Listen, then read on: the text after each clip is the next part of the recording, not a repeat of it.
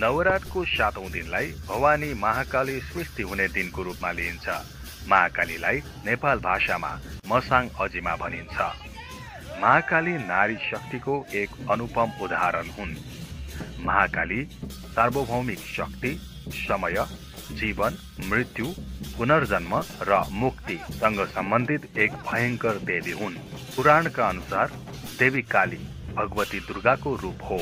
जब सतीले आफ्नो देह त्याग गरे तब महादेव क्रुद्ध भएर आफ्नो जता एक केश निकाली भुइँमा बजार्दा त्यहाँबाट वीरभद्र उत्पत्ति भयो भने दोस्रो पटक एक केश बजार्दा त्यहाँबाट महाकाली उत्पत्ति भएका थिए। यसरी उत्पत्ति भएका महाकाली एकदम शक्तिशाली थिए, जसले सम्पूर्ण देवताहरूलाई पराकाष्ठ गरी दक्षको यज्ञ विध्वंस गरेका थिए। त्यसपछि दक्षले गरेका पाप कर्मको फलस्वरूप उनको टाउको काटी यज्ञमा होमिदिए। यसरी धर्मको रक्षा गरेका थिए भने पछि बिरनी दक्षकी श्रीमतीको विलापका कारण यज्ञमा ल्याइराखेका बोकाको टाउको जोडेर जीवनदान दिए भन्ने कुरा हामी सुस्थानीमा पढ्न पाउँछौं। त्यस्तै अर्को किम्वदन्ती अनुसार शुम्भ र निशुम्भ नाम गरेका दुई राक्षसको अत्याचारबाट दिक्क भएर देवताहरूले भगवती पार्वतीलाई रक्षाको लागि प्रार्थना गरेका थिए। तब भगवतीको शरीरबाट देवी कौशिकी प्रकट भइन् र यसका कारण उनको शरीर कमजोर भयो र कालो भयो।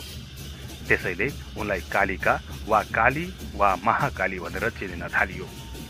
कालीको रूपमा उनले शुम्भ निशुम्भको वध गरी देवताहरूको मनबाट भय हटाइन्।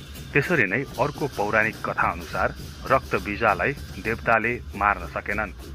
रक्तबीजामाथि हतियार प्रहार गर्दा निस्केको रगत जमिनमा पर्न साथ प्रत्येक थोपाबाट नयाँ रक्तबीजाको जन्म भएको कारण निराश भएका देवताहरू शिवको आराधना गर्दा शिव ध्यानमा लीन भएको कारण राक्षससँग लड्नका लागि देवी तुरन्तै कालीको रूपमा परिणत भई रणभूमिमा पुगी आफ्नो जिब्रो भूमिमा बिछाई रक्तबीजामाथि जाइ लागे र रक्तबीजको वृद्धि रोकिदिए। यसरी रक्तबीजको हत्या पश्चात काली युद्धमा यति लीन भइन् कि सबै चिज नष्ट गर्न थालिन्। उनलाई रोक्न भगवान शिव उनको खुट्टामुनि पल्टिनुभयो। यो दृश्य देखेर स्तब्ध भएका कालीले अचम्म मानेर आफ्नो जिब्रो बाहिर निकालेर आफ्नो नरसंहारको अन्त्य गरिन्।